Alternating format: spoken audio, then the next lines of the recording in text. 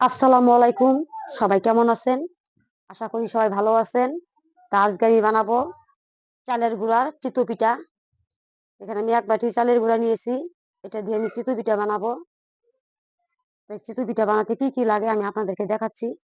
দেখুন, আমি চালের গুঁড়াটাকে আমি চেলে নিয়েছি। আর এখানে আমি ১ চামচ লবণ দিয়ে দিলাম।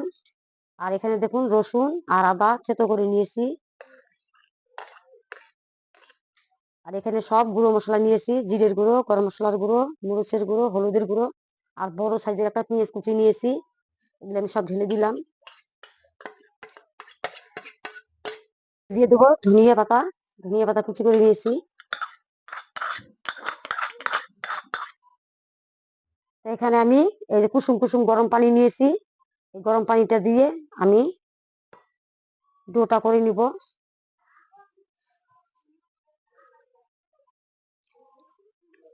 এই চিতুটা ঠান্ডার মধ্যে খেতে খুব সুন্দর লাগে। ঠান্ডার মধ্যে আপনারা বাড়িতে ট্রাই করতে পারেন এইভাবে চিতুটা বানানো। এটা কিন্তু খুব সুন্দর লাগে খেতে।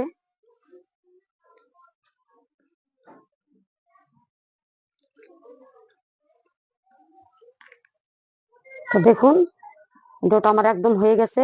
এইভাবে আমি ডোটা বানিয়ে নিলাম। বেশি পাতলাও করবেন না, বেশি টাইটও করবেন না, এইভাবে করে নিবেন।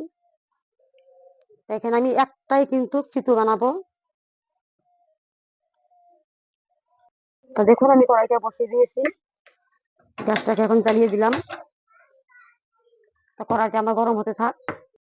তো দেখুন, কড়াইটা আমার গরম হয়ে গেছে। আমি এখন এর মধ্যে তেলগুলো দিয়ে দিব। এখানে কিন্তু সাদা তেল দিচ্ছি।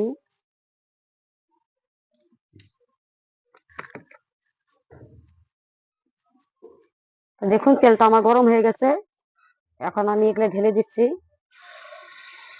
এই বেটারটা আমি দিয়ে একটু সরিয়ে নিব।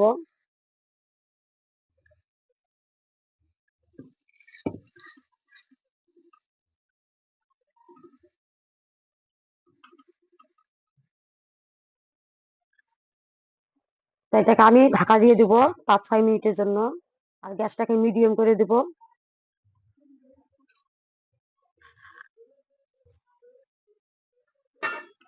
আমার এই চিতই পিঠার রেসিপিটা যদি আপনাদের কাছে ভালো লাগে, অবশ্যই একটা লাইক আর কমেন্ট করবেন।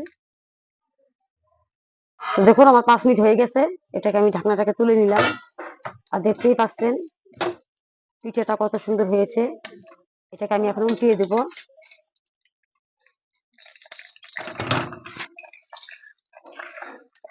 এটা খেতে কিন্তু খুব সুন্দর লাগে। আমি আবারও বলছি, বাড়িতে একবার অবশ্যই ট্রাই করবেন। যে যে খেয়ে আছেন সে তো জানেনই এটা স্বাদ কত সুন্দর লাগে। আর যে যে খান নাই সে অবশ্যই বাড়িতে ট্রাই করবেন। আর আমার পিঠাটা কিরকম হয়েছে অবশ্যই কমেন্টে জানাবেন।